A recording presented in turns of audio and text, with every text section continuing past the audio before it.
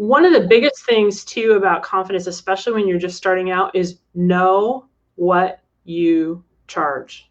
Never say to a client, what were you expecting to pay? What do you think this is worth? Well, I don't know. What do you want to pay me? Because then you have no confidence, right? It's okay to say what's your budget for this. But then what you want to say is, well, let me tell you what I can do within that budget. Exactly. You need to know what you charge. And it's helpful to also know, even if you charge hourly, you have to be able to quote your pricing, not in a little girl voice. Yeah, I'm so glad you brought up the little girl voice. You knew I was going to ask you about it, but yes. So what if you charge $100 an hour? Could you stand there and say, oh, I charge $100 an hour for that, and then shut up? Or would you need to say, I charge $100 an hour and I really think I'm worth it because my mom really likes me and I've done the same kind of work with 5 other people, and also I'm kind of busy right now. And so what do you think about that price? Yeah. Not so confident. And then the little girl voice, I charge $100 an hour. Would that be okay? Would that be okay with you? You have to charge. People will ask me, what do you think I should charge? And my answer is whatever you can quote confidently, without justification and without the little girl voice. So one of the first things they teach you in sales is to quote the fee and shut up. You'll be surprised how many times that client will go, oh, okay. Yeah. But if they don't, if they say, wow, that's a little bit more than I was expecting, I say, oh, really? That's interesting. What were you expecting? And they'll tell me, and I'll say, well, that sounds like, it's probably a pretty good deal. If you can get that somewhere else, you should go for it. But I charge this, and we're talking because you're interested in working with me. So what do we say when we get those business owners who want to haggle or want you for less? I mean, that happens with a lot of people in my world who are newer virtual assistants. Like because they know they're newer, and a little bit of a taking advantage of them, a little bit of a like their own money mindset issues. So how do you combat that? You can't want the job more than they want the help. First of all, you cannot want the job more than they want the help. Yes. Never. So you have to have an abundance mindset. And I know that sounds a little woo-woo, but you have to realize that there are lots of clients out there, lots of fish in the sea, and you can't want that one more than they want you, number one. Number two, if they want to haggle, you never give without getting, ever, ever, ever. And so I almost never haggle because that's my personal red rope. But I have friends who do similar work as I do, and they will haggle. But here's what you do. Oh, well, let's say we're talking about that same website and I charge $3,000. Oh, well, I'd like to get it for $2,000. My answer would be, great. So let's look at the scope of work and see what I can do for you for $2,000. So let's take some of the page count off. Do you have strategy already? Do you have core messaging I can use? And they're like, no, I need the whole thing. Oh, well, the whole thing's $3,000.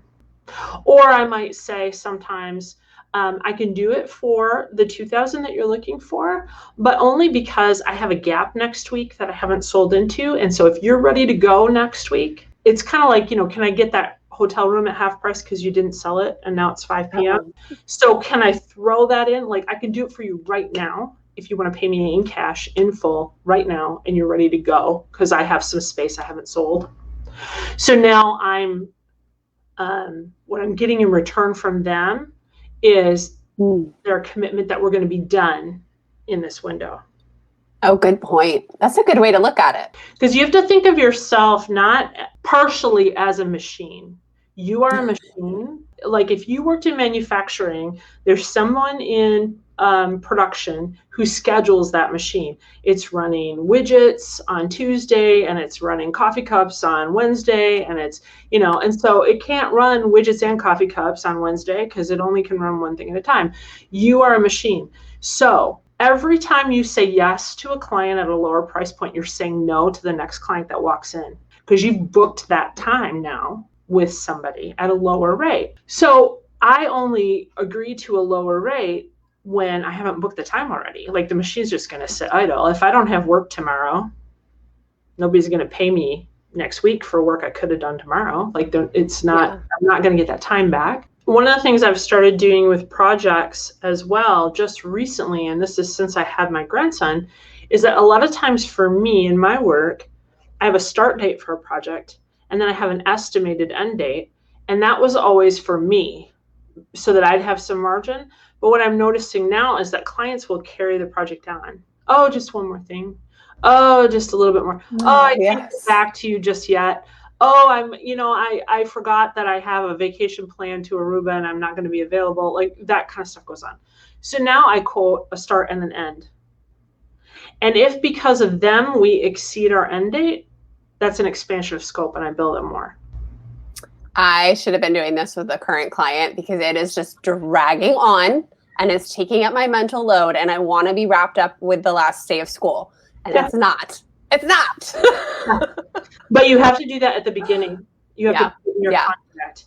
Yeah. And then you can say to the client, well, now we agreed that we were going to wrap this up by the end of May and it's carrying over into June and it's not carrying over into June because of me. I mean, you say it nicer than that, but it's not carrying over into June. Due to your availability, it's carrying over into June. So let me give you an invoice for the amount that you're over scope. Yeah. I don't say, so you're over scope, is that okay? I say, so I'll be sending you an invoice for the amount that you're over scope. God, yeah. Get them into gear too. And so, every time you ask somebody, this is in general, every time you ask someone if it's okay, you give them the opportunity to say no. Right. Tracy has a question here. What if you're unsure how long the project will take? How do you confidently price? It is hard and you're going to win some and lose some, to be honest. Yeah. So usually what I do is I take my very best guess and then I add 15 to 25% to that. And I quote that. Yes. That's what I do. And sometimes it goes over and, I do something that a lot of people don't do in my industry when they charge project rates, which is I track my time and I track the time of my team and I do an after action report, just me. And I say, okay, on that job I did for Emily, I quoted that based on 10 hours and it actually took us 12. Or on that job I quoted for Emily, I quoted 10 hours and we actually did it in 5. So maybe now I'm quoting a little high for that. Do I want to back it down? Do I want to add something else in? But I don't go back to the client and go, oh, we did that so fast. Here's a refund. Never. But what if you go, there's one thing if there's scope creep, like adding that into it, but sometimes you take a hit, right? If it goes over early on, this is how you get better and smarter. And the pricing is like evolution. Yes, exactly. So if I quote a project fee for $1,000 and it's based on, let's say, 10 hours a time or 20 hours a time, and we go over and it's not the client's fault, it's my fault, I absolutely eat that. I never go to the client and say, oh, I underquoted, I'm so sorry. Never. But the other thing I always do is I always call out scope creep, even if I don't bill for it. So I will say to the client, well, that's, our original scope was 5 emails. We can go ahead and add that 6th one because I agree with you that we need that. That is an expansion of scope, but I'm not going to charge you this time. Amen. I still call it out, even if I'm not going to charge it, because I don't want to give up the value and I don't want to water down the idea of scope. It's also possible that they'll say they want that 6th email and I know we're already running long and like the client's been kind of hard to work with or whatever. And I'll be like, well, that's an expansion of scope. Did you want, and I never say, that's an expansion of scope. I'll need to bill you X. Is that okay? There we go. Instead, I say, that's an expansion of scope. I can send you an invoice today for whatever amount if you would like to go forward. So now they know if I really want that 6th email, it's $100 or whatever, and I'm going to have to pay for it today. 50% of the time they go, I don't really want it then. Yeah. The other 50% they go, oh, is that all? Can we add a 7th one? Yeah. Yeah. That's my friend likens it to when you're building a house and picking out the finishes. Like you're aware, that might be more and I want it. Like I know I want it. And so you never know, but you do have to bring it up and bill accordingly. When it comes to scope expansion, I always say yes. Always. It's their project. They want to expand scope, they can expand scope. Sure, sounds great. Here's what that costs. And then they can decide. Yeah. How do you confidently raise your prices? Well, it is really, really, really hard to raise prices with an existing client. Mm-hmm. So the first thing I do to build confidence is I sell to and then raise the price. Sell to, raise the price. 2 or 3, depending. Yeah. So like let's take hourly. Let's say you're billing $25 an hour and you want to go up to 50. So the next 2 times you propose, quote 50, or if you can't do that without the little girl voice, quote 35, and sell 2 or 3. The reason you want 2 or 3 is because 1 can be just an outlier, but 2 begins to be a pattern, and then 3, if you're really not sure, like you just need an extra add a girl, like go ahead and go 3. But then raise it again until you get to where either you can't sell it, which means it's too high, or it's too high for the way that you're marketing or presenting yourself is actually more true, or you're happy with the price and then leave it there, raise it and then leave it there. With an existing client, I actually just had a call Friday like this. I have an existing client. He's a long-term client. We've been writing stuff for him for a long time, me and my agency. And so he got a certain rate, a monthly retainer rate. And I've decided now that I have my grandson that I'm getting rid of the lowest 20%, the least profitable 20% of my clients. So I had that conversation with him, and I'm very candid, and I know I've worked with him for 2 years. So I just said, hey, I took on my grandson. He's like, yeah, how's that going? We had a little little dish about that.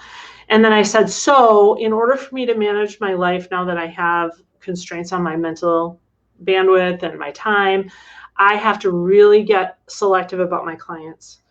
And as a result, I've determined that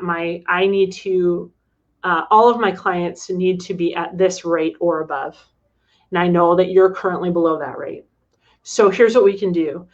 I will absolutely honor that rate through the end of June. So you can load me up with whatever work you want. I had this conversation with him on June 4th. So I'm like, you got a month, you can load me up with whatever you want at the low ball rate. That's fine. And then we can part as friends if you like. In fact, if you want me to give you a referral to someone else, I will. Or you can come up to the higher rate. Here's what the higher rate looks like. What do you choose? He chose the higher rate. He also had to sort of suck it up because along with that, I said, and also, I've been doing this work for you, this thing and this thing and this thing and this thing. And moving forward, these things I'm not doing anymore. So I'm only going to do, it would be like in your business, it would be like saying, I'm not doing social media anymore. I'll only do the other things, but you'll have to find somebody else for social media. And also it's a higher rate. Yeah, I've done that. Been there. Feels good. He said, well, that's kind of a surprise. And then he said, well, I know that I want to work with you. I know that I really value the relationship, and I know that you generate good work and blah, blah, blah, but I need to think about what that looks like for me financially. And I said, great. And then I said, I have to have your decision about what you want to do. This is really important. I have to have your decision about what you want to do come July. I need to have that by June 11, because otherwise I'm going to, listen to this, sell your spot to someone else. Remember, I'm a machine. I have spots that I fill, right? So if he didn't want his spot, that's fine. I no harm, no foul, but I need to know that by this date or that goes away. Yeah. He got back to me in 3 hours and he said, this is what I want to do. I'll do these things with you at the higher rate. Hold my spot. He sent an email, hold my spot.